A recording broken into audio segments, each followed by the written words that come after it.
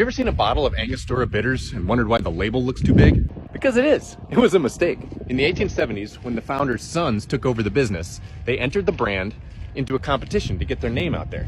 One brother designed the label, one brother designed the bottle, but they didn't discuss the size. And by the time they were done, it was too late to do anything else. So they fitted the little bottle with the huge label and submitted their work. And then they lost. But one of the judges told them, you gotta keep it that way because nobody else is gonna be foolish enough to make that mistake, which means this is gonna be unique. It's gonna make you stand out. It'll be a signature label. And that's exactly what they did. A dumb little quirk that they didn't even do on purpose. Now they're stocked at every bar in the world. They just doubled down on their stupid mistake because it set them apart and it was easy. I'm not saying it's a metaphor, but take from it what you will. In the mid-1940s, so many able-bodied men were drafted that the NFL could barely function. In fact, some teams had to pause operations. But not the Steelers and the Eagles. They decided to join forces and called themselves the Steagles. Have you ever felt like an idiot for pushing on a pull door? Good news. It wasn't your fault. Unless you're this guy. This is such a common issue that these doors have a name. Norman doors, named after the author of The Design of Everyday Things, who also was well known for complaining about this issue. A Norman door is a door whose design implies that it should operate in the opposite way than it actually does. For instance, this door looks like it should be pulled, but no. Or this mess of a situation. The most common way to identify a Norman door, other than failing at using it, is that they often have signs written on them about how to use them. And as the original Norman says, if a door has instructions on it, you're not just looking at a door, you're looking at bad design. Things should operate how they look like they operate. Here's the takeaway for today. If a door looks like you're supposed to push it, and then you push it, but actually know you're supposed to pull it, that's a stupid door, not a stupid you, even if there is a sign. Once you start noticing Norman doors, you're gonna see them everywhere. It's a lot of fun and it's a boost to your self-confidence. Hey, I'm not as dumb as that door. And don't you think that's a feeling we could all use a little bit more of?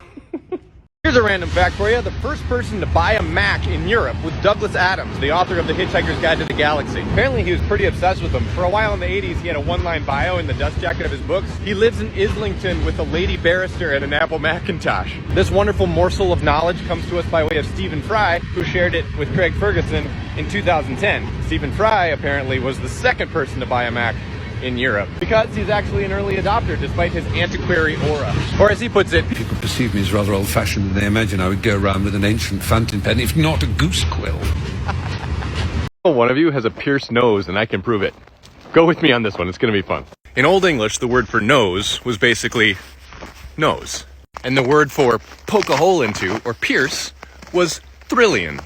And the noun of this verb was thrill. Piercing, thrill. Side note, that funky letter at the front of that word is called a thorn, and it's basically obsolete except for in Icelandic, and it has become TH. So then, a fun compound word was made. Nose thrill.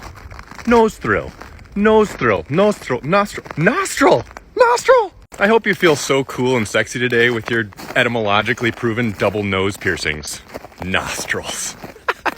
Hey, if you enjoy learning random facts that you can share with your friends and family to make them roll their eyes, which is exactly what I did this morning and it was so fun, come along, because I got more.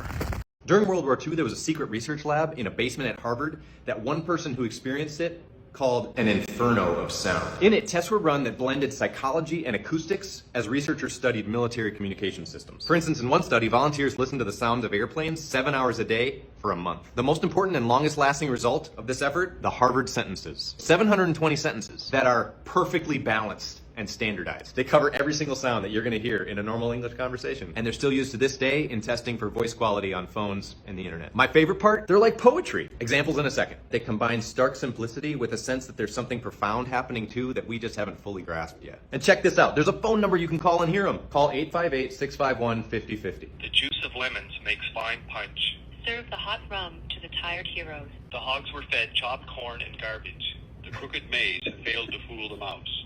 The ink stain dried on the finished page. So random. Thanks for watching. Come along for more if you feel like it. I've always just assumed that the term Canadian tuxedo comes from a general sense of lumberjackness that people stereotypically associate with our neighbor to the north. But no! It actually has a very specific and pretty funny origin.